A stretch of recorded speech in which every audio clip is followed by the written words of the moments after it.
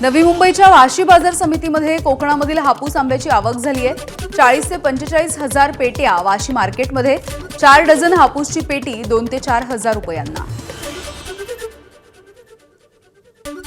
आखाती देशामधल्या युद्धाचा कांदा उत्पादक शेतकऱ्यांना मात्र फटका। कांदा निर्यात न झाल्यामुळे बाजारामध्ये आवक वाढली आहे। परिणामी कांद्याला 10 ते 12 रुपये किलोचा भाव मिळतोय। शेतकरी आर्थिक संकटात। अजित पवार यांच्या विमान अपघाताच्या नंतर ब्लॅक बॉक्सचा डेटा 15 दिवसांमध्ये सार्वजनिक करण्याचं आश्वासन देण्यात आलं होतं। मात्र 2.5 महिने झाले पण अजूनही साधा सीसीटीव्ही फुटेजही समोर आलेलं नाही। राष्ट्रवादीचे नेते अमोल मिटकरी यांचा आरोप। संतोष देशमुख हत्या प्रकरण मिटवण्यासाठी एका जागेवरती बोलवण्यात आलं होतं, मात्र त्या जागेवरती गेलो नाही। धनंजय देशमुख यांचा दावा, न्यायासाठी लढतोय आणि लढत राहणार असंही केलं स्पष्ट। जळगावमध्ये जनक्रांती मोर्चाचे प्रदेशाध्यक्ष मुकुंद सपकाळे यांच्यावरती जीवघेणा हल्ला करण्यात आला। भर दिवसा बाईकवरून आलेल्यांनी कार अडवून जोरदार दगडफेक केली। बॅनर छपाईच्या वादामधून हल्ला झाल्याची माहिती आहे। हल्ला करणाऱ्यांचा शोध सुरू आहे। बीडच्या अंबाजोगाईमधल्या योगेश्वरी शिक्षण संस्थेच्या शाळेमधून ख्रिश्चन धर्माचा प्रसार होत असल्याचा हिंदू संघटनांचा आरोप। शाळेमधल्या कपाटामध्ये पुस्तकं सापडली आहेत। चौकशी करून कारवाई करण्याची शिक्षण संस्थेची मागणी। पुण्यामध्ये 8वीतल्या विद्यार्थिनीचा ऑफिस बॉयकडून लैंगिक छळ। खासगी कोचिंग क्लासमधला धक्कादायक प्रकार आहे। ऑफिस बॉयला बेड्या ठोकण्यात आल्यात। पोक्सोच्या अंतर्गत गुन्हा दाखल। विरार चर्चगेट एसी लोकलमधून एका श्वानाचा प्रवास। लोकलमध्ये आरामात बसून या श्वानानं गारेगार प्रवास केलाय। प्रवाशांनी त्याचा व्हिडिओ हा कॅमेरामध्ये कैद केलाय।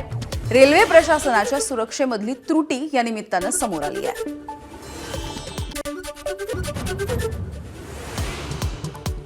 वारकरी संप्रदायामध्ये प्रतिगामी लोकांची घुसखोरी। महिला अधिकारी साहित्य संमेलनाच्या स्मरणिकेमधल्या लेखात पवारांची टिप्पणी।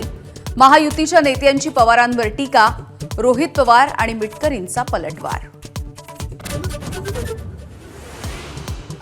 विभाग चालवायला महिला नको असं म्हणत मला डावललं। 2023 मधल्या महायुती सरकारबाबत अतिरिक्त मुख्य सचिव मनीषा म्हैसकर यांचा गौप्यस्फोट। मुलाखतीमध्ये दिलेल्या उत्तरानं चर्चा। सुनेत्रा पवार यांच्या जीवाला रुपाली चाकणकरांपासून धोका। बीडमधल्या एका व्यक्तीकडून खरात प्रकरणामध्ये स्थापन केलेल्या एसआयटीकडे तक्रार। सूत्रांची माहिती।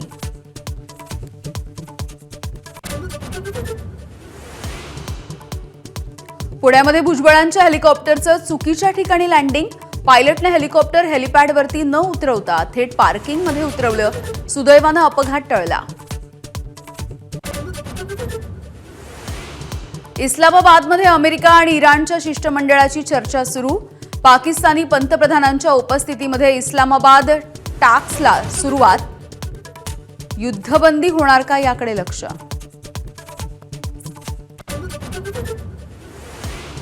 हिंगोली, परभणी, नांदेड, वाशिम, यवतमाळ या जिल्ह्यांमध्ये भूकंपाचा धक्का। 4.7 रिश्टर स्केलचा भूकंप। काही घरांना तडे गेल्याची माहिती। घाबरून न जाण्याचं प्रशासनाचं आवाहन।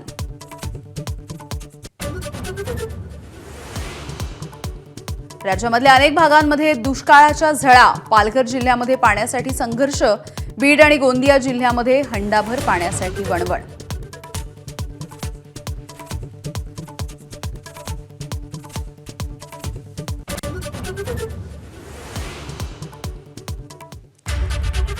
नमस्कार, मी यामिनी दळवी। बुलेटिनमध्ये तुम्हा सगळ्यांचं स्वागत। आपण बघताय चौफेर महाराष्ट्र आणि बुलेटिनच्या सुरुवातीला बातमी आहे शरद पवारांनी वारकरी संप्रदायाविषयी केलेल्या एका टिप्पणीच्या संदर्भातली। राजधानी दिल्लीमध्ये महिला शासकीय अधिकाऱ्यांचं अखिल भारतीय साहित्य संमेलन पार पडतंय आणि याच संमेलनाच्या निमित्तानं प्रकाशित करण्यात आलेल्या एका स्मरणिकेमध्ये शरद पवारांनी महिलांचं सक्षमीकरण हेच माझं स्वप्न असा लेख लिहिलाय। आणि या लेखामध्ये शरद पवार यांनी वारकरी संप्रदायाचा उल्लेख करत असताना धर्मांध शक्तीबद्दलही भाष्य केलंय। वारकरी संप्रदायामध्ये प्रतिगामी लोकांची घुसखोरी वाढली आहे। या लोकांच्या मांडणीमुळे धर्मांध शक्तींना बळ मिळत असल्याचंही पवार म्हणाले। पवारांच्या या लेखावरती महायुतीकडून जोरदार टीका करण्यात आली आहे। तर वारकरी संप्रदायामधील काही कीर्तनकारांकडूनही निशाणा साधण्यात आलाय।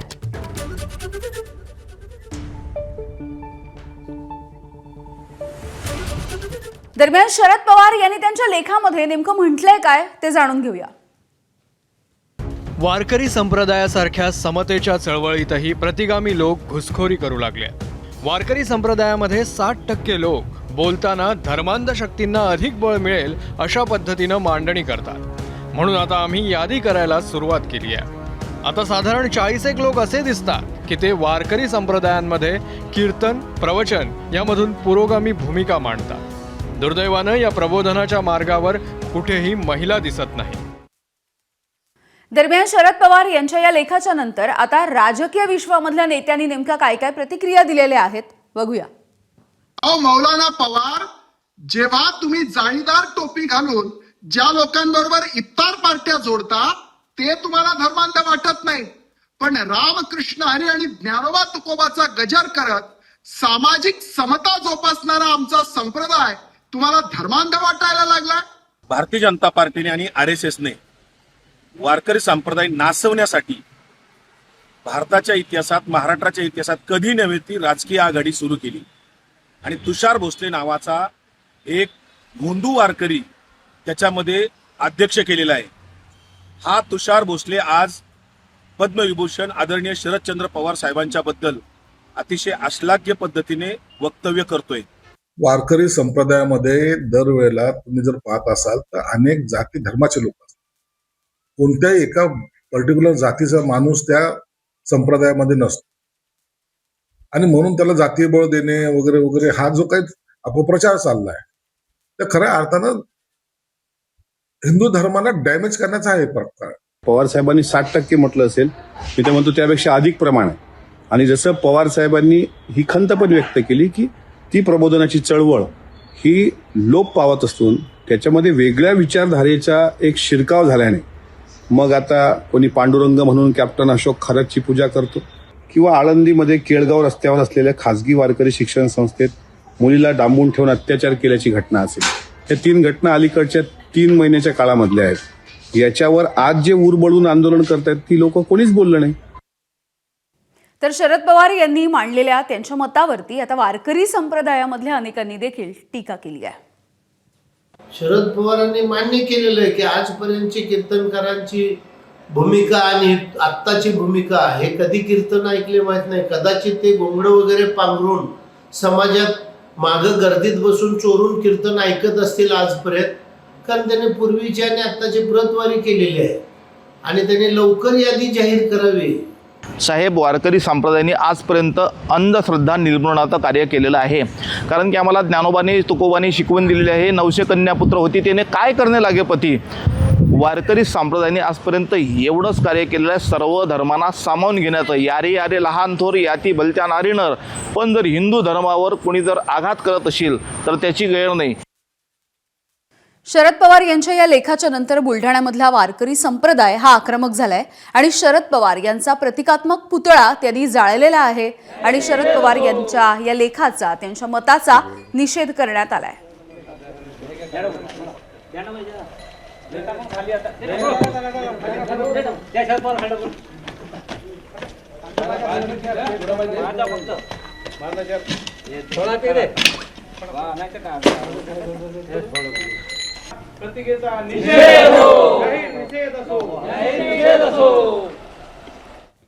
पुढची बातमी बघूयात. राज्याच्या अतिरिक्त मुख्य सचिव मनीषा म्हैसकर यांनी 2023 मध्ये स्थापन करण्यात आलेल्या शिंदे, फडणवीस आणि अजित पवार यांच्या सरकारच्या विषयी काही खळबळजनक असे आरोप केलेले आहेत. माझा विभाग चालवण्यासाठी महिला नको असं म्हणत एका मंत्र्यानं आपल्याला डावललं असं म्हैसकर यांनी त्यांच्या मुलाखतीमध्ये म्हटलंय. दिल्लीमध्ये होणाऱ्या महिला प्रशासकीय अधिकाऱ्यांच्या अखिल भारतीय मराठी साहित्य संमेलनाच्या निमित्तानं एक स्मरणिका प्रकाशित करण्यात आली आहे आणि या स्मरणिकेसाठी म्हैसकर यांची मुलाखत घेण्यात आली होती. यामध्ये म्हैसकर यांनी या संदर्भातला उल्लेखही केलाय. त्यामुळे मनीषा म्हैसकर यांचा रोख नेमका कोणाकडे आहे, त्यांना डावलणारा मंत्री किंवा तो नेता नेमका कोण आहे, असे अनेक सवाल निर्माण झालेत. तर मनीषा म्हैसकर यांनी देखील आपल्या लेखामध्ये नेमकं काय म्हटलंय, या मुलाखतीमध्ये नेमकं काय म्हटलंय बघूया. त्यांना जो प्रश्न विचारण्यात आला होता तो असा होता की तुम्हाला महिला अधिकारी म्हणून वेगळी वागणूक सहन करावी लागली आहे का. तेव्हा त्यांनी हे उत्तर दिलंय की केवळ एकाच वेळी. 2023 मध्ये मंत्रिमंडळ स्थापन झालं आणि त्यानंतर अधिकारी नियुक्त होत होते. एका नेत्यानं माझा विभाग चालवायला मला महिला नको असं सांगत मला डावललं. काय बोलायचं. तेवढा एक अनुभव वगळता कधीही वेगळा अनुभव आला नाही असं म्हैसकर यांनी या मुलाखतीमध्ये म्हटलंय. दरम्यान ही म्हैसकर यांची मुलाखत छापून आली आणि यानंतर देखील राजकीय नेत्यांनी यावरती काय प्रतिक्रिया दिली आहे बघूया. मनीषा म्हैसकरने इतक्या नंतर आपला खुलासा करणं हे सरकारी अधिकारी म्हणून योग्य नाहीये. एखाद्या मंत्रालयामध्ये कोण सचिव असावा कोण नसावा हा मंत्र्याचा अधिकार असतो. म्हणून आता जरी मंत्रालयात पाहिलं तर बहुतेक महिला या मंत्रालयात काम करतात. म्हणून एखाद्या महिलावर अन्याय करण्यासाठी हे वक्तव्य केलं असं म्हणणं सुद्धा गैर आहे. म्हणून महिलांचा सन्मान करणं हे महायुतीचं काम आहे. त्यांचा अपमान करणं हे संस्कृती आमची नाहीये. ते महाविकास आघाडी सरकारच्या संदर्भात ते त्या संदर्भात बोलले असणार, कारण महायुतीच्या सरकारमध्ये त्यांना सगळेच चांगले पदं आणि मिळालेले. आज ते आमच्या महाराष्ट्राच्या गृहसचिव आहेत आणि निश्चितच एक फार मोठी जबाबदारी त्यांना देण्यात आलेली आहे. मुंबई महानगरपालिकेच्या आयुक्त पदावरही महिला बसवण्याचं काम माननीय फडणवीस साहेबांनी केलेलं आहे. तसंच महाराष्ट्राच्या पहिल्या महिला DG रश्मी शुक्लांनाही त्या जागेवर बसवण्याचं काम माननीय फडणवीस साहेबांनी केलेलं आहे. महिलांना या महाराष्ट्रामध्ये अग्रस्थानी ठेवण्याचं काम फडणवीस साहेब सातत्याने करत आहेत. मला मनीषाताईंना विनंती करायची की एखादा व्यक्ती बोलला असेल तर निश्चितपणे तपास करून त्याबद्दल कारवाई केली जाईल. त्याबद्दल देवेंद्रजी निश्चितपणे लक्ष घालतील. परंतु महिलांबद्दल मतभेद करणं किंवा महिलांचा द्वेष करणं हे भारतीय जनता पार्टी किंवा महायुती सरकारचं कधीही धोरण नव्हतं. उलट महिलांना सन्मानानं स्थान देण्याचं काम हे देवेंद्रजी फडणवीसांनी केलं. पंतप्रधान नरेंद्र मोदीजी आता लोकसभेमध्ये आणि विधानसभेमध्ये 33% महिला आरक्षण मिळावं यासाठी प्रयत्नशील आहेत. त्यामुळं नारी शक्तीला वंदन करणं हेच आमचं धोरण आहे. बघत पुढची बातमी. नाशिकमधील भोंदूबाबा अशोक खरातच्या प्रकरणामध्ये धक्कादायक अशी माहिती सध्या समोर आली आहे.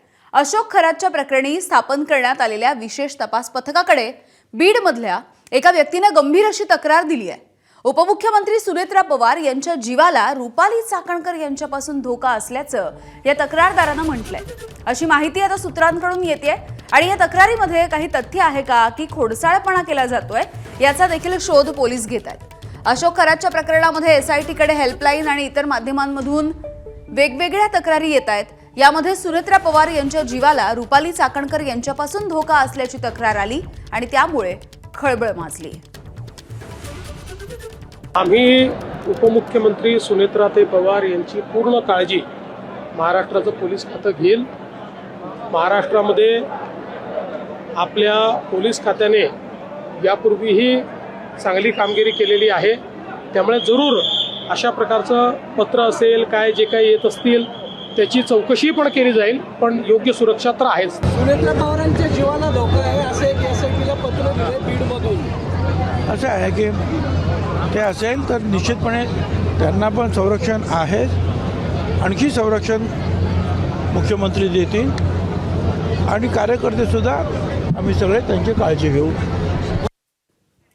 नाशिकमधील विकृत भोंदूबाबा अशोक खरात याची गेल्या काही दिवसांपासून पोलिसांच्या विशेष तपास पथकाकडून रोजच्या रोज चौकशी सुरू आहे आणि यामुळे अशोक खरात हा मानसिकरित्या खचलाय. आता मरणाची भाषाही बोलू लागलाय. मी इथून बाहेर पडेन असं वाटत नाही, माझं मरण आता इथेच आहे असं चौकशीच्या दरम्यान खरात म्हणाल्याची माहिती सूत्रांकडून येते आणि याच अशोक खरातने आपण दैवी अवतार असल्याचं सांगत अनेक महिलांचं लैंगिक शोषण केलंय. आतापर्यंत खरातवरती 15 गुन्हे दाखल आहेत. 3ऱ्या गुन्ह्यामध्ये खरातची चौकशी सुरू आहे. चौकशीमध्ये फसवणुकीचा गुन्हा खरातनं कबूलही केल्याचं कळतंय. SITच्या तपासामधून आणखी धक्कादायक माहिती देखील समोर येऊ शकते. तर भोंदूबाबा अशोक खरातच्या प्रकरणामध्ये मोठी कारवाई देखील करण्यात आली. अशोक खरात आणि त्याची पत्नी कल्पना खरात या दोघांची 3 बँक खाती ईडीनं आता सील केलेली आहेत. संशयास्पद आर्थिक व्यवहारांची सखोल चौकशी सुरू आहे. खरातनं बनावट अधिकारी दाखवून लोकांकडून पैसे उकळल्याचा आरोप आहे. ईडी आणि आयकर विभागाची भीती दाखवून खरातनं फसवणूक केल्याची शक्यता आहे. त्यामुळे खरातच्या नाशिकसह पुणे, मुंबई, अहिल्यानगरमधल्या बँकांच्या खात्यांची तपासणी होती आहे. खरातच्या खात्यामधील कोट्यवधी रुपयांच्या व्यवहारांची पडताळणी सुरू झाली आहे. खरातच्या मालमत्तेवरही टाच येण्याची शक्यता आहे. नाशिकमधल्या नामांकित IT कंपनीमधील महिला कर्मचाऱ्यांचं लैंगिक शोषण आणि धर्मांतर या प्रकरणाचा तपास आता केंद्रीय यंत्रणांकडून होण्याची शक्यता वर्तवली जाते.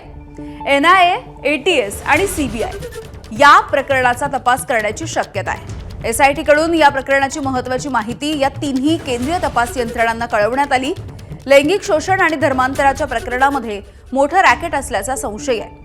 लैंगिक शोषण प्रकरणामधील तौसिफ अत्तार, रजा मेमन, शाहरुख कुरेशी, शफी शेख, आसिफ शेख हे आरोपी न्यायालयीन कोठडीत आहेत. तरुणीच्या तक्रारींकडे दुर्लक्ष करणारी HR अश्विनी चेनानी ही सध्या पोलिसांच्या कोठडीत आहे. तर आरोपींच्या गुन्ह्यामध्ये सहभागी असणारी निदा खान ही मात्र अद्याप फरार आहे.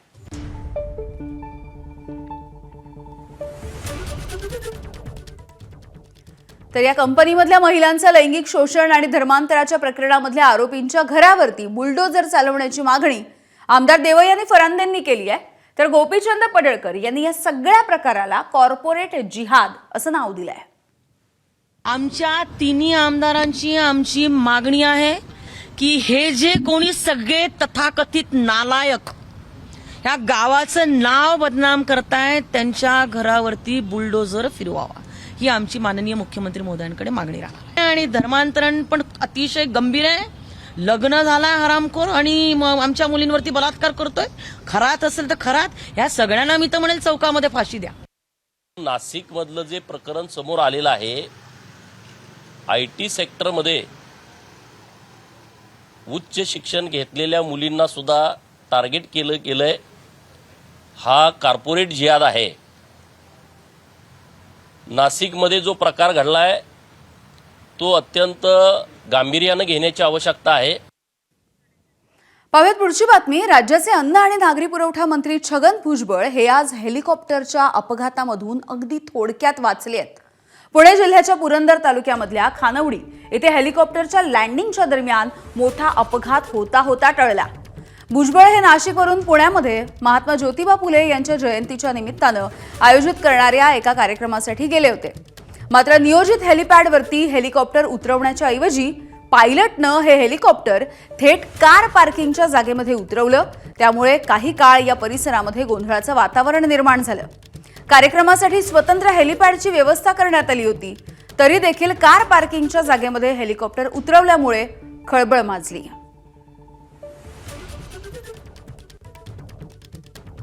साहेबांच्या ते लक्षात आलं की हे चुकून झालेलं आहे, पण आता शेवटी रिॲक्ट नाही. पण आम्हाला बी त्याची काळजी वाटत होती. आजूबाजूला झाडं आहेत, विजेचे खांब आहेत, की अजितदादांची माननीय उपमुख्यमंत्री अजितदादा पवार साहेब आहेत, त्यांची जी आता एक मागच्या 2-3 महिन्यापूर्वी दुर्घटना घडली, अशी एखादी घटना घडू नये व प्रशासनाने ह्याची काळजी घ्यावी. दरम्यान या प्रकरणी मंत्री छगन भुजबळ आणि आमदार रोहित पवार या दोघांनीही नेमकं काय म्हटलंय आपण बघूया. अरे काही अपघात वगैरे काही नाही आहे. चुकून जे काही काय म्हणतात ते कार पार्क होतं, आमच्या काय म्हणतात त्या पायलटला काही सापडलं नाही. तो हेलिपॅड कार पार्क मध्ये उतरला, शांतपणे उतरलं, छान उतरलं, आम्ही छान बाहेर आलो. काय काळजी करायचं कारण. या ठिकाणी खरं तर भुजबळ साहेबांचं हेलिकॉप्टर लँड व्हायला पाहिजे होतं. त्या लोकेशनला ते न होता एका पार्किंग लॉटमध्ये तिथं केलं गेलं. मला एवढंच सांगायचं आहे की एवढं दुर्लक्षपणा नाही तर एवढं हलगर्जीपणा सरकारकडनं एवढ्या मोठ्या नेत्याच्या बाबतीत त्या ठिकाणी होत असेल तर हे योग्य नाही. अजितदादांच्या ॲक्सिडेंटबद्दल आम्ही सर्वजण स्वतः कार्यकर्ते, पत्रकार व सगळे मिळून तपास त्या ठिकाणी करतच आहोत. महात्मा ज्योतिबा फुले आणि सावित्रीबाई फुलेंनी आयुष्यभर गोरगरिबांपर्यंत शिक्षणाची गंगा पोहोचवण्याचे प्रयत्न केले आणि हे मोठं कार्य केलं. मात्र महात्मा फुलेंचं मूळ गाव असलेल्या पुणे जिल्ह्यामधल्या खानवडी गावामध्ये काल परवापर्यंत फक्त 4थी इयत्तेपर्यंत शाळा होती. फुलेंच्या या गावामध्ये एकही डॉक्टर किंवा इंजिनियर झाला नव्हता.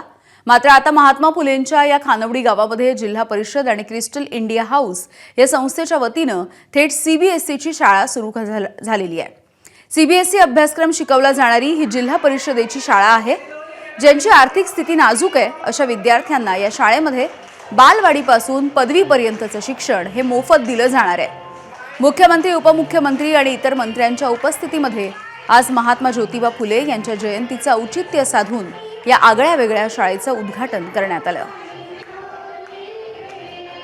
जे काही इंडस्ट्रियल रिव्होल्युशन आहे त्याच्याशी संबंधित 100 शाळांमध्ये 100 लॅब्स याचं देखील उद्घाटन केलेलं आहे आणि त्याही मुलांचं ज्ञान पाहून मला अतिशय समाधान वाटलं. खरं म्हणजे मला असं वाटतं की एक प्रकारे कुठल्याही बेंचमार्कचा विचार केला तर अतिशय उत्तम अशा प्रकारची शाळा आहे आणि म्हणून मी जिल्हा परिषदेचं मनापासून अभिनंदन करतो. मी या पोरांना आत्ता फाईन मोटर स्किल्स शिकवते आहे, ज्याच्यामध्ये त्यांचं आपल्या बोटांना उपयोग करणं कसं करायचं ते आम्ही बघतो. तर ह्या पद्धतीने आम्ही या पोरांना दोन्ही मिक्स करून देतो आणि मग ते आपले बोटांचं फाईन मोटर स्किल्स यूज करून त्याला सेग्रिगेट करतात. ते चमच्यानी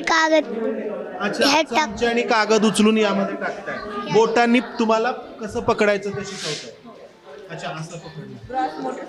क्रॉस मोटर स्किल्स सिखा रहे हैं उनको, तो उनके हाथ की ग्रिपिंग टाइट होने के लिए उनको कैसे पकड़ना है, क्या करना है वो सिखा रहे हैं. मुलांना अशा वेगवेगळ्या ॲक्टिव्हिटीद्वारे त्यांच्यामधील कौशल्य जागृत करण्याचं आम्ही काम करत आहोत की जेणेकरून त्यांना आल्यानंतर फक्त पुस्तकी ज्ञान न मिळता त्यांचा सर्वांगीण विकास कशा पद्धतीने करता येईल अशा हिशोबाने आम्ही त्यांच्यासाठी ॲक्टिव्हिटी डिझाईन केलेल्या आहेत आणि त्यानुसार आमची मुलं आत्ता वेगवेगळ्या ॲक्टिव्हिटी घेत आहेत. बच्चे जो आते हैं इधर, मैं हर बच्चों के साथ में मिल चुका हूँ. हर बच्चे ने कुछ ना कुछ यूनिक क्वालिटी उनसे लेके आ रहे हैं. तो मैं चाहता हूँ एक गांव में एक अलग क्या बोलते हैं महक है कि हर बच्चे में वो है, तो वो और हमको कितना और बेहतर हमारा शिक्षण के उनको देके और प्रगति कर सके. तो ये हमारा मुद्दा है. पाहूयात पुढची बातमी. राहुरी विधानसभा पोटनिवडणुकीच्या प्रचारासाठी शरद पवार यांच्या राष्ट्रवादीनं 30 स्टार प्रचारकांची यादी जाहीर केली आहे. मात्र या यादीमधून माजी मंत्री असणारे प्राजक्त तनपुरे यांचं नाव वगळण्यात आलंय. खरं तर या मतदारसंघामध्ये प्राजक्त तनपुरे हेच उमेदवार होते. मात्र त्यांनी निवडणूक न लढवण्याचा निर्णय घेतल्यामुळे गोविंद मोकाटे यांना उमेदवारी देण्यात आली.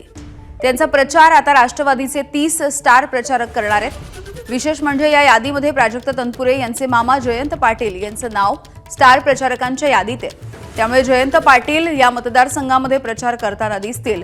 मात्र प्राजक्त तनपुरे हे नेमका कोणाचा प्रचार करणार आहेत की तटस्थ अशी भूमिका घेणार आहेत हे बघावं लागेल. राहुरी विधानसभा पोटनिवडणुकीमध्ये भाजपचे अक्षय कर्डिले आणि शरद पवार यांच्या राष्ट्रवादीचे उमेदवार गोविंद मोकाटे या दोघांमध्येच प्रमुख अशी लढत आहे. दोघांकडूनही आता प्रचार करायला सुरुवात झाली आहे आणि राहुरीचा मतदार सुज्ञ आहे, तो राष्ट्रवादीच्याच उमेदवाराला निवडून देईल असा विश्वास गोविंद मोकाटेंनी व्यक्त केला. तर भाजपच्या स्टार प्रचारकांनी राहुरीमध्ये येऊन नाचक्की करू नये असा टोला देखील गोविंद मोकाटे यांनी लगावलाय.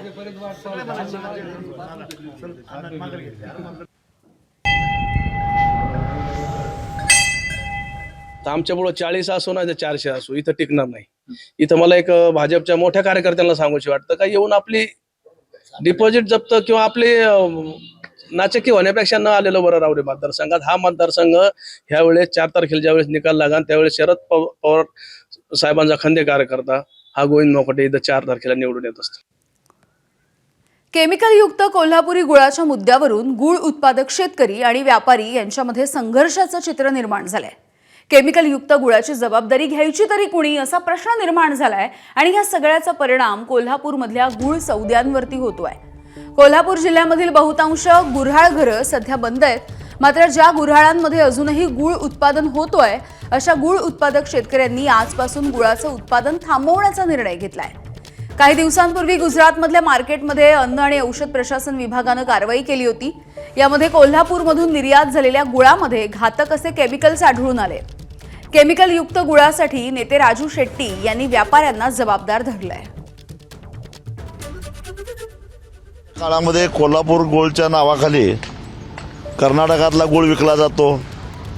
बाहेर बारामती आणि दौंड भागामध्ये काही गुऱ्हाळं अशी सुरू झालेली आहेत की त्याच्यामध्ये बऱ्याच पद्धतीच्या भेसळी करून गूळ तयार केला जातो.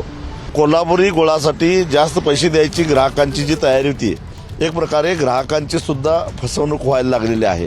माझं स्पष्ट मत असं आहे की व्यापाऱ्यांनी सौदे व्हायच्या आधी गुळाची टेस्ट घ्यावी, सॅम्पल घ्यावेत आणि मग गूळ स्वीकारावा.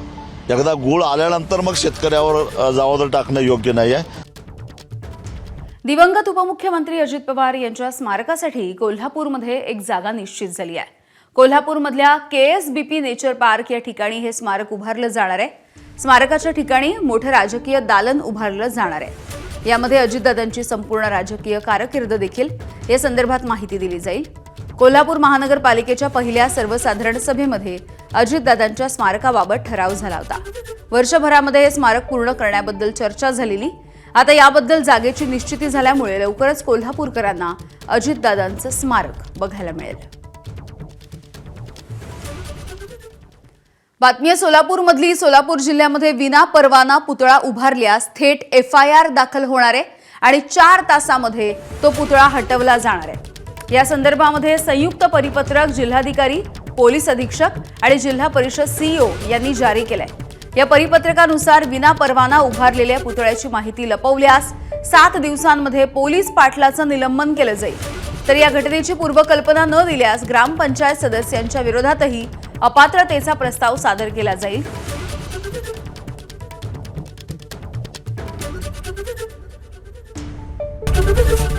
ABP माझा, उघडा डोळे बघा नीट.